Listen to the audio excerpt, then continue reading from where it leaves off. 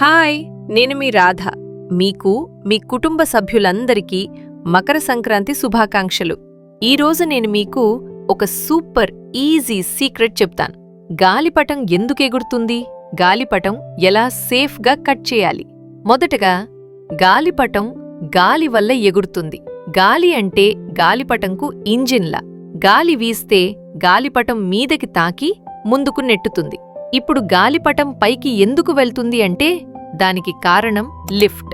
Lift అంటే గాలి గాలిపటంను పైకి నెట్టడం. కాని గాలి కొంచెం వెనక్కి కూడా లాగుతుంది.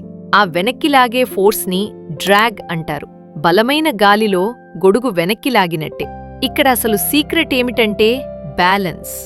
లిఫ్ట్ బరువు కంటే ఎక్కువగా ఉంటే గాలిపటం పైకి వెళ్లి స్టేబుల్గా ఉంటుంది. ఇంకా దారము స్టీరింగ్లా పనిచేస్తుంది. దారాన్ని లాగితే గాలిపటం యాంగిల్ మారి పైకి ఎగురుతుంది. ఇప్పుడు గాలిపటం ఎలా కట్ చేయాలి? ముందుగా ఎదుటి గాలిపటాన్ని గమనించండి. సేఫ్ డిస్టెన్స్లో ఉండండి. దారంలో సరైన టెన్షన్ పెట్టండి. బలంగా ఒక్కసారిగా లాగొద్దు. లైట్ టచ్లతో కట్ చేయాలి.